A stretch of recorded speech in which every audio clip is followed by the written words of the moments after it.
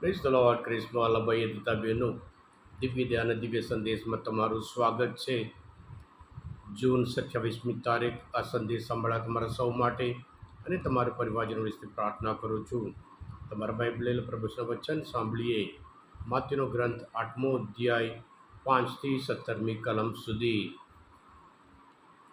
ઈસુએ કપરનામમાં પ્રવેશ કર્યો એટલે એક રોમન સુબેદારે આવીને તેમને વિનંતી કરી, પ્રભુ, મારો નોકર ઘરે પથારીમાં પડ્યો છે અને પક્ષાઘાતથી ખૂબ પીડાય છે. ઈશ્વરે તેને કહ્યું, હું આવીને તેને સાજો કરું. પણ સુબેદારે જવાબ બોલ્યો, પ્રભુ, આપના પગલાં મારે ઘેર થાય એવા મારે પુણ્ય મારા ક્યાંથી? આપ ફક્ત મોઢેથી કહો એટલે મારો નોકર સાજો થઈ જશે. કારણ હું પોતે કોઈના હાથ નીચે કામ કરું છું અને મારા હાથ નીચે પણ ઘણા સિપાહીઓ છે. હું જા કહેતા એક જાય છે, આવ કહેતા એક આવે છે, અને મારા નોકરને ફલાણું કર કહેતા એ કરે છે. આ સાંભળીને ઈસુ નવાઈ પામ્યા અને પોતાની પાછળ આવતા લોકોને તેમણે કહ્યું, હું તમને ખાતરીથી કહું છું, ઇસરાયલમાં પણ મેં આવી શ્રદ્ધા કંઈ દેખી નથી. હું તમને કહું છું કે પૂર્વમાંથી અને પશ્ચિમમાંથી પુષ્કળ લોકો આવીને ઈશ્વરના રાજ્યમાં અબ્રાહમ, ઈસાક અને યાકોબની સાથે મિજબાનીમાં માણવા બેસી જશે. પણ જેઓ જન્મથી જ ઈશ્વરના રાજ્યના નાગરિકો છે તેમને બહારના અંધકારમાં હાંકી કાઢવામાં આવશે અને ત્યાં રોવાનું, દાંત પીસવાનું ચાલ્યા કરશે. પછી ઈસુએ પેલા અમલદારને કહ્યું, જા ભાઈ, તારી શ્રદ્ધા ફળો.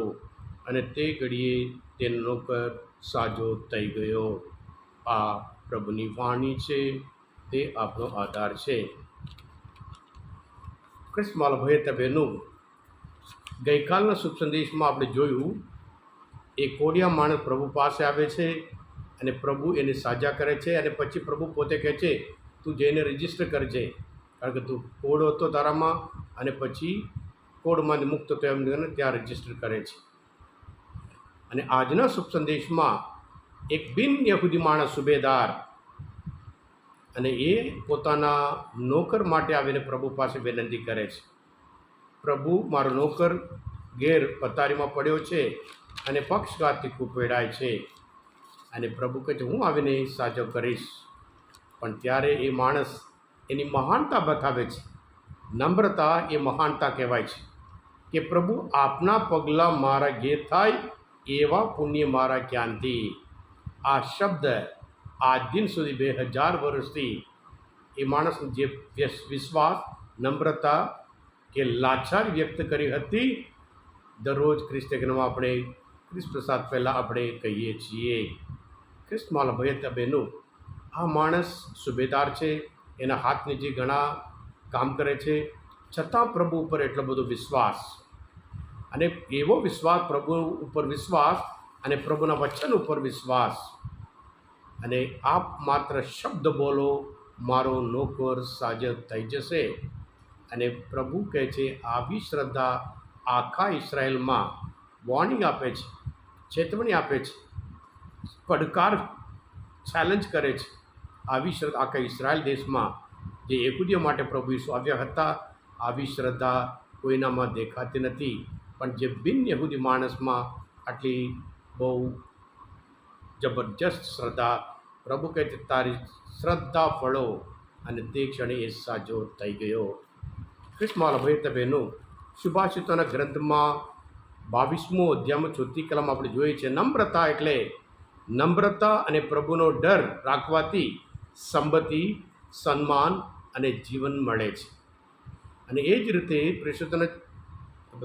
સુભાષિતોના ગ્રંથમાં 11મો અધ્યાયમાં 2જી કલમમાં, અભિમાન આવ્યું એટલે અપમાન આવ્યું જાણવું. અભિમાન આવ્યું એટલે અપમાન આવ્યું જ જાણવું. જ્યાં નમ્રતા ત્યાં જ જ્ઞાન છે. હા કૃષ્ણમાલા ભાઈ બહેનો, આ વ્યક્તિ પાસેથી આપણે એમની નમ્રતા જોઈ શકીએ. અને પછી આધ્યાત્મિક જીવનમાં જ્યારે ઈશ્વરની મહાનતા જોઈએ, ઈશ્વરની મહાનતા આપણે રિયલાઇઝ કરીએ, અને ત્યારે આપણે કેટલા લાચાર માણસ એ બતાવે છે. આપણે કમજોરી આપણે સ્વીકાર કરીએ છીએ.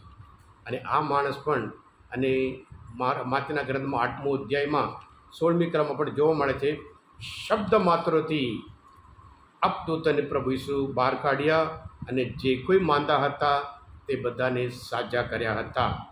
એ જ ઈસુ આજે તમને અને મને ગમે તે પ્રકારના જે બીમારીમાંથી આપણે મુક્ત કરી શકીએ છીએ. જ્યાં શ્રદ્ધા હોય, પ્રભુ આપણે દરેકને કહે છે, તારી શ્રદ્ધા ફળો. એટલે જેવી રીતે આ સુબેદાર આવ્યો, નમ્રતાપૂર્વક આવ્યો અને પછી એની શ્રદ્ધાનું ફળ મળ્યું, એ જ રીતે પ્રભુ આપણી શ્રદ્ધા જોઈને અને આપણે પણ સાજાપણું આપી શકે. માત્ર સાજાપણું નહીં, ગમે તે તકલીફ હોય, આ તકલીફ હોય, ફેમિલી કુટુંબમાં પ્રોબ્લેમ હોય, સંબંધમાં તકલીફ હોય, કે કૌટુંબિક જીવનમાં પતિ પત્નીમાં જે કડવાશ હોય, ગમે તે પ્રકારનો હોય, જ્યારે વિશ્વાસ રાખીને આવીએ ત્યાં પ્રભુ એમનો પાવર દ્વારા, એમના શક્તિ દ્વારા આપણું જીવન સફળ બનાવે છે. આ ક્રિસ્મસ ભાઈ બહેનો, આજના મનની અંદર શાસ્ત્ર પાઠ સમજવા માટે, પ્રભુ ઈસુને ઓળખવા માટે મદદરૂપ થયા હોય, તમે પોતે દિવ્ય દયા અને દિવ્ય સંદેશ સબસ્ક્રાઈબ કરજો અને ફોરવર્ડ કરજો, કારણ તમે બધા આશીર્વાદિત છો, અભિષિક્ત છો. પ્રભુ ઈસુ, હું તમારામાં વિશ્વાસ રાખું છું. બોલો દિવ્ય દયાનો જય. God bless you all. Jesus, I trust in you.